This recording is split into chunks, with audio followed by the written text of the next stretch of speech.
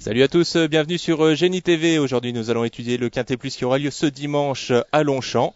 Ce seront 16 concurrentes qui en découdront pour la victoire sur 2100 mètres, à savoir que la lice sera à 7 mètres. À mes côtés, j'ai deux journalistes de Génie Course. Tout d'abord, la mode façon italienne. Bonjour Mario Putrino. Molto fashion. Bonjour à vous. Vous voulez voir ma carte de presse ou non? Non, ça ira, on vous connaît maintenant. Et Julien Van Den Doren, l'éclectique qui se discerne dans les trois disciplines. Bonjour Julien. Salut Yann, salut Mario, salut à tous. Je vais prendre un grand plaisir à étudier ce quintet de femelles. Eh ben c'est le principal. Alors Julien, on va commencer avec vous. Et ça, c'est sa quatrième spécialité. Non, on la citera pas, sa quatrième spécialité. Là, ce Julien, c'est Voxna qui reste sur une victoire dans un Quintet Plus. Ouais, c'était sur cette piste, grande piste de Longchamp. Ce jour-là, elle devance à Snowkey qui a répété depuis en remportant un Quintet Plus également à Longchamp. Bon, certes, cette fois-ci, elle va devoir porter 60 kg, mais c'est une pouliche perfectible qui, à mon avis, va pouvoir viser un petit peu plus haut. Donc, malgré ce poids, je lui fais encore confiance. Mario, on peut lui faire confiance? J'aime beaucoup cette Voxna qui, il est vrai, chercher sa course à ce niveau de la compétition en dernier lieu. Ça s'est très bien passé. Évidemment, elle a été remontée sur l'échelle des valeurs, plus 3,5, c'est énorme. C'est vrai, mais c'est une pouliche de qualité. Alors, évidemment, elle va affronter cette fois-ci ses aînés, ce qui n'est pas une sénicure. Mais Christophe Soumillon a la chance d'avoir un petit numéro dans les stalles de départ. Elle devrait se retrouver assez rapidement dans la bataille. Et comme on ne connaît pas ses limites, je crois qu'il faut d'ores et déjà en profiter et continuer à lui faire confiance. Alors vous parliez de petits numéros à la corde, Mario, on va passer au numéro 2, c'est Canzonetta qui elle a tiré le numéro 15. La pauvre, elle c'est une pouliche également qui mériterait, comme d'autres, on va y venir, de remporter son événement. Elle est très courageuse, elle n'a jamais eu de marge sur l'échelle des valeurs et pourtant elle a souvent fait l'arrivée dans ce genre de tournoi. Elle apprécie particulièrement Longchamp, c'est une très bonne finisseuse. Stéphane Pasquier lui sera associé, tous les feux sont au vert sauf peut-être un qui clignote orange. Julien, c'est ce numéro tout à l'extérieur. Julien. Je confirme, c'est vrai. C'est une pouliche qui peut adopter maintenant toutes sortes de tactiques. Elle peut aussi bien attendre qu'elle est devant. La dernière fois, c'était fantastique. Ah, c'est une attentiste.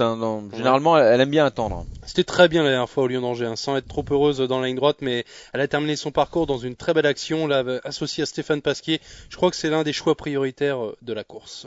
Le numéro 3, Julien, c'est Castagne. 8 quintés plus disputés, 6 fois dans les 5 premiers, 75% de réussite. J'aime beaucoup cette Castagne, c'est vrai qu'elle fait preuve vraiment d'une très belle régularité. Bon, on peut noter qu'elle n'est pas heureuse à chaque fois au tirage au sort, des numéros de corde, souvent dans les quintets, les contraintes de se lancer à l'extérieur dans les boîtes de départ. C'est ce qui la contraint, à mon avis, souvent à prendre des places. C'est ce qui peut peut-être lui manquer pour gagner. Bon, Dominique Boeuf la connaît bien. Elle fait toutes ses courses. Ça va peut-être être compliqué une nouvelle fois pour la victoire, mais ensuite l'oublier au moment du choix, ça me paraît pratiquement impossible. Mario, on fait confiance à Dominique Boeuf? Oh oui, Dominique Boeuf, Chabal, toute l'équipe, ça castagne sur le terrain de Longchamp, évidemment. Castagne, on ne la présente pas, elle cherche sa course. Elle n'a jamais de chance, car souvent elle se retrouve avec des mauvais numéros. Donc il faut toujours pianoter, mais Dominique commence à bien la connaître. Donc ce serait prendre un très gros risque que de la sous-estimer. Elle fait partie évidemment des très bonnes chances de cette compétition. Et on passe au numéro 4, Mario, c'est Clean Away qui reste sur une 5e place à Nancy alors qu'elle effectuait sa rentrée. Oui, Clean Away, c'est une protégée de Jean-Marie Béguigné qui, on le sait, aime mettre dans du coton ses chevaux. Une Clean Away qui arrive dans une période qu'elle affectionne particulièrement. Elle va arriver en forme pour cette course et peut-être bien aussi pour le célèbre prix de l'élevage réservé uniquement à des femelles et qui se court sur l'hippodrome du Val d'Or. Une Clean Away qui va certainement jouer la carte de la fraîcheur. Je ne sais pas où elle en est vraiment. Est-elle à 100% ou non? Aura-t-elle son terrain de prédilection? C'est la raison pour laquelle je ne l'ai rangée que dans un second choix, mais avec quelques regrets, je vous l'avoue. Julien, vous pouvez nous éclairer un peu plus? Je la suis depuis vraiment très longtemps. Cette Clean Away, elle me déçoit un petit peu. Souvent, elle manque du petit perçant dans la fascination, de la petite étincelle pour mieux faire. Sa récente course de rentrée dans une épreuve à condition à Nancy ne m'a pas particulièrement plu. Je m'attendais à mieux de sa part. Maintenant, elle est un petit peu mieux placée au poids. Et Thierry Tuliez la connaît bien. Pour une place, ça me paraît pas mal. Maintenant, comme l'a dit Mario, son objectif, à mon avis, ça va être le prix de l'élevage un petit peu plus tard dans la saison.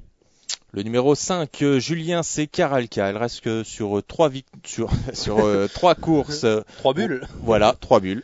3 échecs. Peut-elle refaire parler d'elle ici? Ouais, attention, elle a pris une bonne deuxième place dans le prix des Graviers. C'était fin mai dernier. Ce jour-là, elle avait bien terminé son parcours. Là, je vois qu'elle est nantie d'un bon numéro de corde. Faut pas trop la condamner rapidement. Cette Caralca, elle dépend d'entraînement très sérieux d'Éric Danel. À mon avis, elle fait partie des possibles troubles faits du quintet. Mario. Moi j'aime bien Caralca, c'est mon outsider, en tout cas Faut pas le préféré. dire tout de suite, garde un peu de suspense. Non, c'est l'un de mes Ah, nombreux l'un outsiders. D'accord. Comprenez-le comme ça. Caralca, bon numéro de corde. Elle affronte un lot à sa portée. Une situation au poids qui lui donne la possibilité de terminer dans les 5 premières, à mon sens. C'est une bonne finisseuse. Certes, la piste risque éventuellement de sécher puisqu'actuellement le soleil brille en région parisienne, mais on va dire les températures assez basses devraient permettre à Caralca d'avoir un terrain à sa convenance. Non, moi j'en fais un très bel outsider. Julien, vous en avez parlé de Caralca? C'est fait. Oui, c'est fait. Alors on passe chez Lisa. C'est Lisa. Julien, on va y aller avec vous. Elle vient de gagner la course référence. Voilà, disputée sur l'hippodrome du Lion d'Angers. Ce jour-là, elle a quand même bénéficié d'un bon parcours, hein, cette Vasselisa. Tout de suite dans le dos des animatrices côté corde. Elle a bien giclé dans la phase finale. Elle est pénalisée au poids. À mon avis, elle n'a plus trop de marge. Elle est mal placée dans les boîtes. Sa cote risque de tourner autour des 12-14 contre 1. Je l'ai éliminée. J'ai pris ce risque. Monsieur Mario. Oui, c'est vrai que vous avez pris un risque parce que Vasselisa, même si elle me semblait difficile à situer la dernière fois au Lion d'Angers, et elle m'a fait mentir puisque c'est un hippodrome qu'elle adore, elle a renoué avec la victoire et elle me semble être sur la montante. Alors évidemment, elle a été remontée au poids, mais elle peut poursuivre sur sa lancée, profiter de sa forme pour terminer dans les 5 premières. Le numéro 7, Mario, c'est Fastlane Lily qui reste sur une course où elle a fini 10e. Peut-on la racheter ici? Oui, écoutez, elle intéressera les amateurs d'outsider. Je ne l'ai pas retenue dans un premier choix, mais sachez que je ne serais pas surpris de l'avoir terminée dans les 5 premières. Je l'avais repérée à Clairefontaine cet été où elle avait été malheureuse. Elle avait confirmé derrière en terminant 4e d'un événement. La dernière fois, elle n'a pu répéter. C'est un petit peu l'arlésienne avec elle, mais c'est un outsider amusant. Si c'est une fois sur deux, Julien, on peut peut-être la retenir ici. Oui, je l'ai retenue, j'aime bien cette Fastlane Lily. Elle a la particularité de savoir finir ses courses. Ça va se plaire sur cette distance. Il faudra que le terrain s'assouplisse un petit peu. Ça se jouerait vraiment en sa faveur. Elle est peut-être barrée à ce point-là pour la victoire, mais ensuite pour les places, ça me paraît pas trop mal.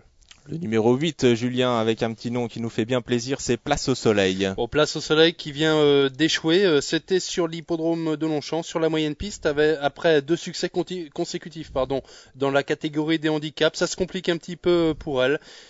Bon, elle va être associée à Christophe Patrice Lemaire.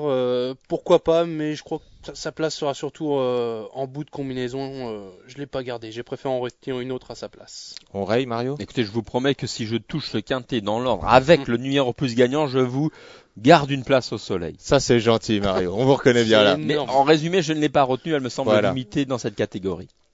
Très bien. On passe tout de suite une petite page de publicité.